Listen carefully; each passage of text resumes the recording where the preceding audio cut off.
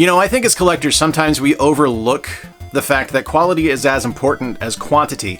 Frequently, we're all just about amassing things and adding them to our collection, and that leads to things like me buying Young Justice Legacy for the Xbox 360 and kind of overlooking things that are of a high quality. So I wanted to do things a little bit differently today. What's going on, everyone? The channel is Square Pegs. I am Jay. Welcome. Thank you for stopping by. If you're new around here, please be sure to subscribe down below. We're on our way to 1,000 subs, and I would love to have you along for the ride. Today we're looking at the quality of the games in my personal video game collection, and to kick things off on the countdown, we are starting with a game that has a 94 overall rating, according to Metacritic, and that is The Elder Scrolls 4: Oblivion. You know, call me a simple man, but any game that starts off with Patrick Stewart breaking you out of jail and setting you upon an absolutely fantastical quest in a magical fantasy land is probably going to be pretty boss. And Elder Scrolls 4: Oblivion is absolutely fantastic. The game is set in Cyrodiil. This is part of Tamriel, where like everything else in the Elder Scrolls games take place, and it's an open-world RPG, and this is absolutely Bethesda at their absolute finest. I know a lot of people love Skyrim, and rightfully so. Skyrim is an absolutely magnificent game. Morrowind is also a great game, but Oblivion's next level. This game touches so many different ways of how to play a game and how to go about doing an open-world environment, and it just nails it. An argument can be made that Fallout 3 is probably Bethesda's best work, but I think Elder Scrolls 4 gets there. There's just something about a role-playing game being set in a fantasy setting that just kind of puts it over the edge for me, and this game is no different. With tons of different races to choose from, all kinds of classes, and different ways you can play the game, this game is fantastic. If you have never played The Elder Scrolls 4: Oblivion, do so. Coming up next is another 94 on the Metacritic score from Irrational Games. That is Bioshock Infinite.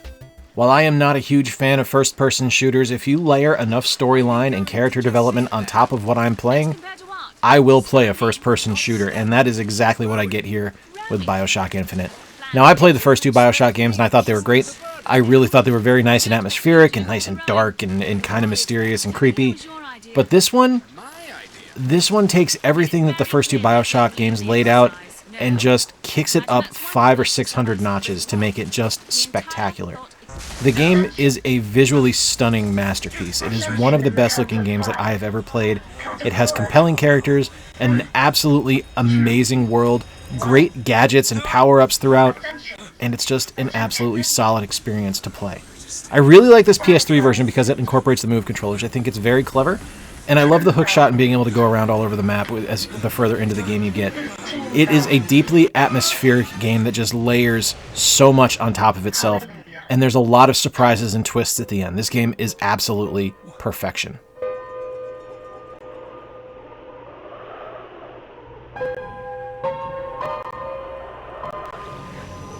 Kicking things up to a 95 overall, according to Metacritic, we have a fantastic game from Rockstar, and that is Red Dead Redemption.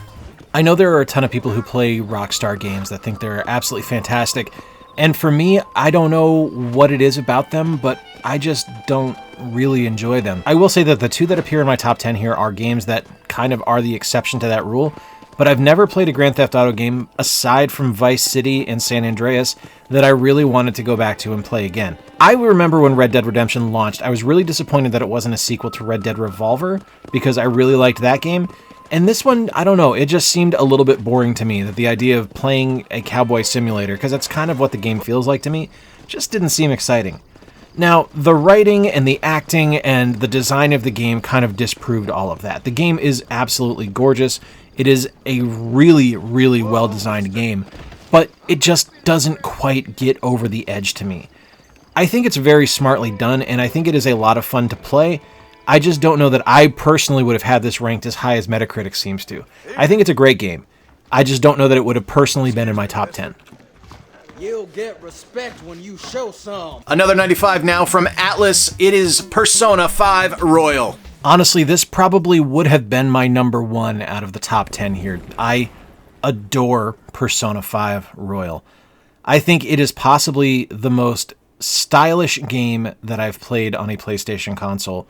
I love the characters in the game. I think the writing is excellent. The music is superlative, although you will not hear any of it in this video because it will give me a copyright strike. I found that out the hard way, and that's okay because it's their music and not mine. I understand it. I am sorry, Atlas. But the game is perfect. Joker is one of the best protagonists ever. I love every other member of the Phantom Thieves. I think the gameplay is magnificent. Balancing the role-playing and combat aspects with the social interactions of the high school setting are phenomenal. It is my favorite Persona game that has been released, and it is my favorite role-playing game on the PlayStation 4. This game is magnificent. Persona 5 Royal is worth every cent, and even better, it's almost always on sale at GameStop. Definitely check this out if you are at all a fan of JRPGs. Another 95 in our first entry from Nintendo on the list comes The Legend of Zelda: Twilight Princess. Alright, I have to freely admit, I haven't played a ton of Twilight Princess. I bought this when it originally came out, and it just didn't connect for me. I didn't really dig the dark and moody setting of the game. I really wanted another Wind Waker. I wanted something bright and happy, and I did not get that with Twilight Princess, to say the least. Now, that's not to say it's not a good game. It is a very good game, and it plays incredibly well on the Wii. It's just not the Zelda I want.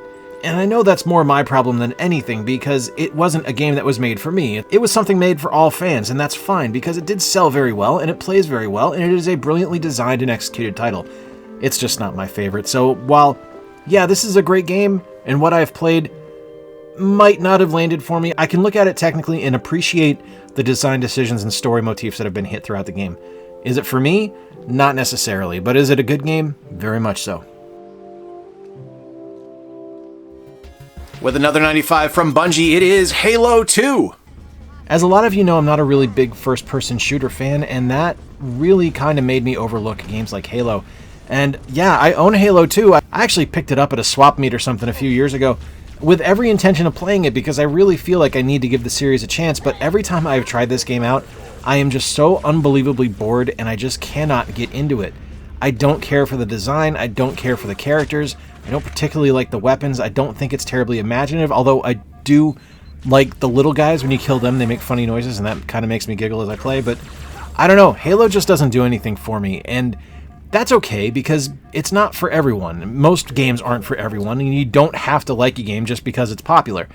I think that's something we should all remember as gamers, that just because someone likes something, or just because it's universally popular, doesn't mean you have to like it.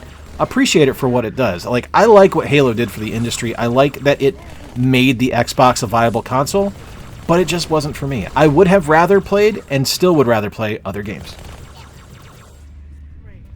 And now we have 4 games tied for first place, and up first in the list, from Nintendo, let's go! It's Super Mario Odyssey. I'm not gonna lie, Super Mario Odyssey is a spectacular game, but it isn't my favorite 3D Mario game. That goes to Sunshine, but a lot of people didn't like Sunshine, so it doesn't quite break into my top 10 here. But Super Mario Odyssey is an absolutely magical game with a massive set of worlds to go through and an almost endless set of quests for you to complete and find all the different moons and stars and everything throughout the game. Super Mario Odyssey is magical. The game is absolutely stunning. This is Nintendo's best visual work yet. Yes, even more so than Breath of the Wild, and I know some people might find that blasphemous, but it's gorgeous. It's an absolutely stunning game. It plays beautifully. The different power-ups that you're able to find in the game, the ability to throw Cappy and inhabit the body of your enemies is just amazing. I love being able to take control of a stack of Goombas and run around. It's just so much fun. This game is beautiful, with a wide variety of environments that touch all different kinds of design elements. This just lands everything. And like I said, while it's not my favorite 3D Mario game, it is absolutely one of the best. Back-to-back Mario games, yahoo! Next we have Super Mario Galaxy. You know, as much as I like the Wii, it does seem like all of Nintendo's tentpole games that released on it just didn't really land for me, and that's kind of the case with Mario Galaxy as well.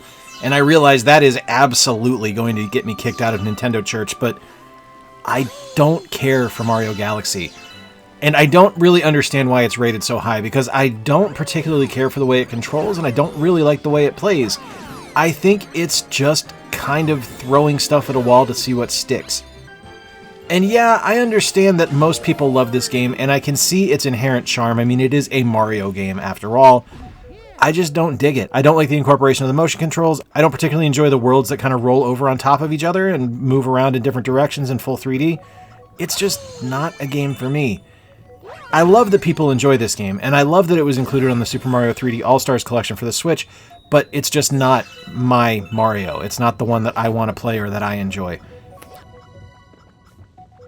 With another 97, the second entry from Rockstar, Red Dead Redemption 2. Now, ironically, what I said about Red Dead Redemption applies wholly to Red Dead Redemption 2, except for the fact that this game is so much better than that first one is. From a visual perspective alone, the game trumps everything that the first one did. I do like that the controls are very familiar. It plays almost identically to the first one, but it does seem to control better to me. Like, it is more refined and it is more accessible to play than the first game was. I really appreciate the layout of the game, and I love the story. The absolutely gorgeous intro to the game where you're going through the mountain pass in the snow is something that I remember 3 years on from having first played it. It is something that just sticks in my mind, and that is something that is missing to me from the first game. It didn't have that moment that stuck in my head where I go, yep, that's the one. Red Dead Redemption 2 has that. I love this game. I wish I could dedicate more time to it because I think this is something that I would put a lot of hours into, but unfortunately it's just something where I have to play it for a little bit of time and then put it down because it is such a huge time investment. That's a fair side of blood on you, Mr. Morgan. But highest on the list and ranking decimal places above everybody else, even though they are all overall a 97, comes The Legend of Zelda: Breath of the Wild. I maintain that Breath of the Wild was the perfect game to launch the Nintendo Switch with because it instantly gave people access to something that they wanted to invest hours to. It's a psychological attachment to a console. When you want to keep playing a game, you're going to attach that to the console that it shipped with. And that's exactly what happened with Breath of the Wild. I think it's a really fascinating game, and there's a lot of bold design decisions that were made that are so far askew from what Zelda usually is that I kind of have to admire and appreciate the game for what it is. I will say the further away I get from its release and the further I get away from the last time I played it, the less interesting it is to me. I actually started a new game a few months ago, and as I was playing, I was like, I'm just kind of bored. I don't really want to do this again. And I don't think that's a negative aspect of the game. Now, there are aspects of the game that I don't care for. I don't like the weapon breaking. There's some other things in the game I don't like as well. And it doesn't really feel like a Zelda game at times. It feels more just kind of like an exploration game, and that's kind of neat, but I don't know. I guess I kind of want a more core Zelda experience for my next game, and I know I'm not going to get that with Breath of the Wild 2, and that's okay. Although I hope they do bring dungeons back, but I do think that this game is brilliant for what it is. I don't think it would have failed if it wasn't named Legend of Zelda Breath of the Wild, but I do think that Zelda name attached to it kind of spurred sales to go a little bit further. And like I said, with it being kind of that launch signature game for the Switch, a lot of people psychologically just see this as the signature game for the console.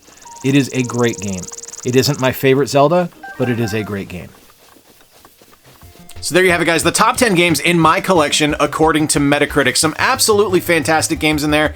Love seeing Bioshock Infinite make the cut, and super stoked to see Persona 5 Royal make the cut as well. I love that game. There you go. Let me know what you think in the comments down below. If you're new around here, please like, please subscribe, and while you are there, ring the notification bell so you can keep up to date with everything I've got going on. Doing a couple videos a week, everything from modern games to retro games to listicles like this, where I just go over things in my collection. If you dig what I do around here, please consider becoming a monthly Patreon subscriber or check out our merchandise.